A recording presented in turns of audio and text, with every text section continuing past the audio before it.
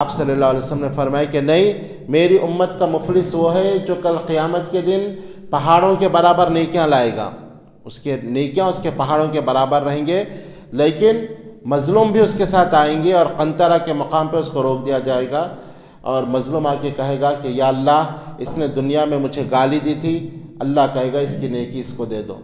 ایک آدمی آ کے کہے گا کہ یا اللہ اس نے مجھے تھپڑ مارا تھا، اللہ کہے گا اس کی نیکی دے دو۔ ایک آ کے کہے گا کہ یا اللہ اس نے میرے مال کو میرے مال کو اس نے لے لیا تھا ناجائز طریقے پر، اللہ کہے گا اس کی نیکیاں اس کو دے دو۔ یہاں تک کہ لوگ آتے جائیں گے اور اس کی نیکیاں اللہ تعالیٰ دے دیں گے، پھر بھی مظلوم باقی رہیں گے تو اللہ تعالیٰ ان کے گناہ اس پر ڈال دیں گے اور اس کو جہنم کے اندر ڈال دیا جائے گا۔ اعوذ باللہ السمیع العلیم من الشیطان الرجیم من ہمزہ ونفخہ ونفثہ، بسم اللہ الرحمن الرحیم، مالک یوم الدین۔ اللہ تعالیٰ کے فضل و کرم سے سورہ فاتحہ کی تفسیر چل رہی ہے۔ مالک یوم الدین قیامت کے دن کا مالک ہے۔ اس سلسلے میں قیامت کے دن جو احوال ایک انسانی زندگی کو پیش آنے والے ہیں، اس تعلق سے گفتگو ہوئی تھی کہ کل قیامت کے دن کا پہلا مرحلہ میزان کا مرحلہ ہوگا، اور اس کے بعد دوسرا مرحلہ پل صراط پر سے گزرنے کا مرحلہ ہوگا۔ کل کے درس میں اس کی تفصیل آئی کہ لوگ پل صراط پر سے کیسے گزریں گے۔ 8 قسم کے افراد کا آپ صلی اللہ علیہ وسلم نے ذکر کیا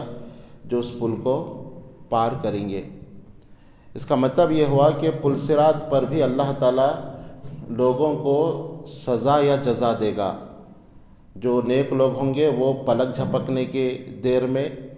یا وہ برق کی رفتار سے یا آندھیوں کی رفتار سے اس لمبے سفر کو پار کریں گے، اور کچھ لوگ ہوں گے جو بالکل کٹتے کٹاتے زخمی ہوتے رینگتے ہوئے کئی سالوں کے بعد اس پل کو پار کر سکیں گے، اور کچھ لوگ تو پار بھی نہیں کر پائیں گے اور جہنم میں گر جائیں گے، کیونکہ یہ پل ہر ایک کو اس پر سے گزرنا ہے، اس لیے کہ میدان محشر اور جنت کے درمیان یہ پل ہے۔ جہنم کے اوپر اللہ تعالیٰ نے اس پل کو رکھا ہے، جنت میں جانے کے لیے اس پل پر سے ہی گزرنا ہوگا،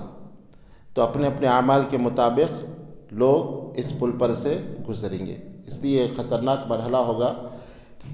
ترمذی کی ایک روایت ہے کہ انس رضی اللہ عنہ نے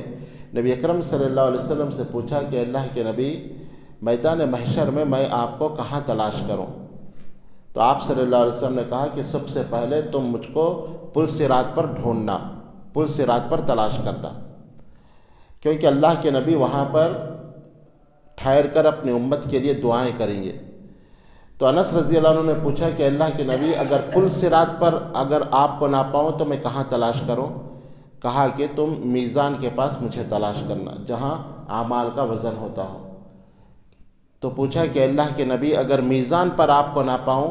تو کہاں تلاش کروں؟ تو آپ صلی اللہ علیہ وسلم نے کہا کہ مجھے حوض کوثر پہ تم تلاش کرنا۔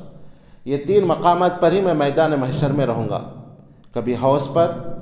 کبھی صراط پر، اور کبھی میزان کے پاس۔ چونکہ ان کی خواہش تھی کہ اللہ کے نبی ان کی سفارش کریں، تو انہوں نے بڑے عقیدت کے ساتھ اللہ کے نبی سے پوچھا تھا کہ کل قیامت کے دن میں آپ کو تلاش کروں تاکہ آپ میری سفارش کریں، تو آپ صلی اللہ علیہ وسلم نے 3 جگہ کا ذکر کیا۔ ایک حدیث آتی ہے ابو داؤد کے اندر، اماں عائشہ رضی اللہ عنہ جس کے راوی ہیں، ایک مرتبہ عائشہ رضی اللہ عنہ رونا شروع کر دی، جہنم کو یاد کر کے، میدان محشر کی ہولناکی کو یاد کر کے۔ نبی اکرم صلی اللہ علیہ وسلم نے پوچھا کہ عائشہ تم کیوں رو رہی ہو؟ کہا کہ اللہ کے نبی، مجھے میدان محشر کی ہولناکی یاد آ گئی تو میں رو رہی ہوں۔ پھر عائشہ رضی اللہ عنہ نے پوچھا کہ اللہ کے نبی، کیا آپ کل قیامت کے دن اپنے گھر والوں کی کچھ مدد کریں گے؟ کیا آپ ہم کو یاد رکھیں گے؟ تو آپ صلی اللہ علیہ وسلم نے فرمایا کہ اے عائشہ، 3 مقامات ایسے ہیں جہاں کوئی کسی کو یاد نہیں رکھے گا۔ ایک میزان پر جہاں وزن کیا جائے گا، ہر ایک کو یہ فکر ہوگی کہ پتہ نہیں اس کی نیکیوں کا پلڑا بھاری رہے گا یا برائی کا۔ اور دوسرے، جب نام اعمال تقسیم ہوں گے وہاں کوئی کسی کو یاد نہیں رکھے گا، ہر ایک کو اپنی فکر ہوگی کہ میری کتاب زندگی، میرے نام اعمال مجھے سیدھے ہاتھ میں ملے گا یا پیٹھ کے پیچھے سے بائیں ہاتھ میں،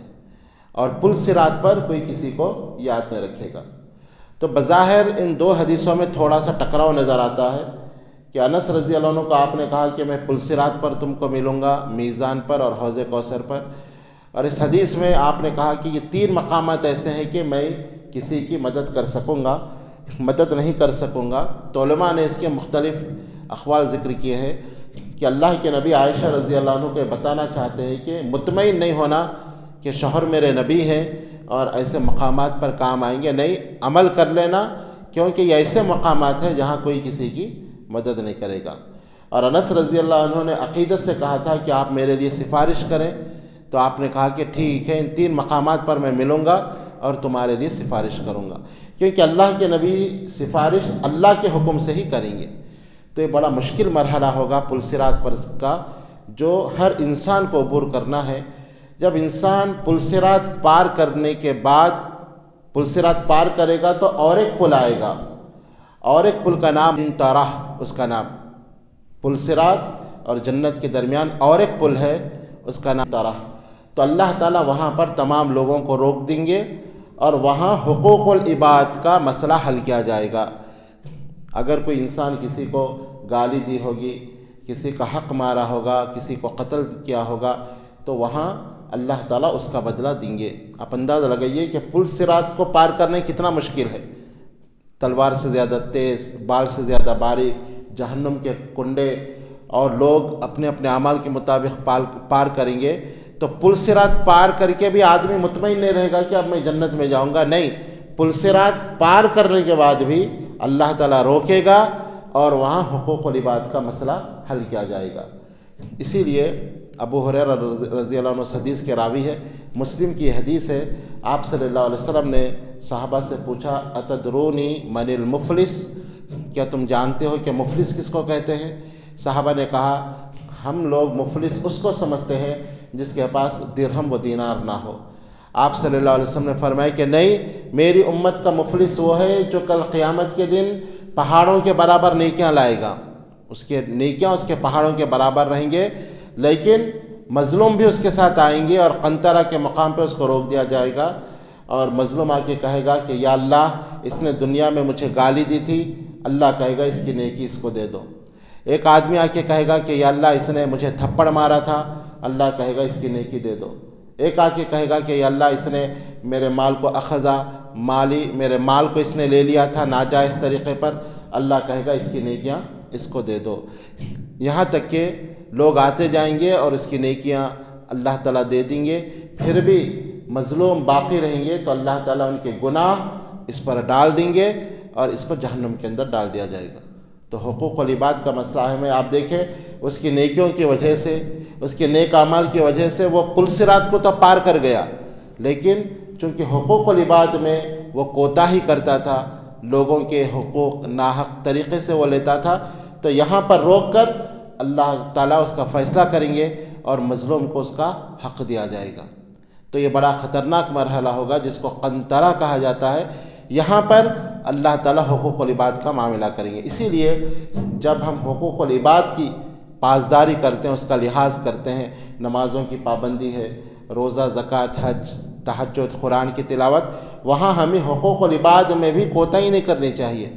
غیر ضروری طور پہ کسی کو برا بھلا کہنا، کسی کی غیبت کرنا، کسی کا مال لینا اور کسی کو جو ہے ناحق ستانا، اس کا بھی کل قیامت کے دن اللہ تعالیٰ بدلہ دے گا اور مظلوموں کو اللہ تعالیٰ اس طرح بدلہ دے کر خوش کرے گا، کیونکہ وہاں درہم و دینار نہیں ہوں گے، نیکی اور بدی کی صورت میں اللہ تعالیٰ بدلہ دے گا۔ پھر اس کے بعد اور کیا کیا مرحلے ہوں گے قیامت کے دن، انشاءاللہ کل کے درس میں اس کی تفسیر آئے گی۔ اللہ تعالیٰ سے دعا ہے کہ اللہ تعالیٰ قیامت کی ہولناکیوں سے ہمارے حفاظت فرمائے، اور ان تمام مراحل میں میزان کا مرحلہ ہو یا پل صراط عبور کرنے کا یا قنطرہ، ان تمام مرحلوں میں اللہ تعالیٰ ہمیں کامیابی عطا فرمائے اور اللہ تعالیٰ ہمیں ثابت قدم رکھے۔ آمین یا رب العالمین، وآخر دعوانا الحمدللہ رب العالمین۔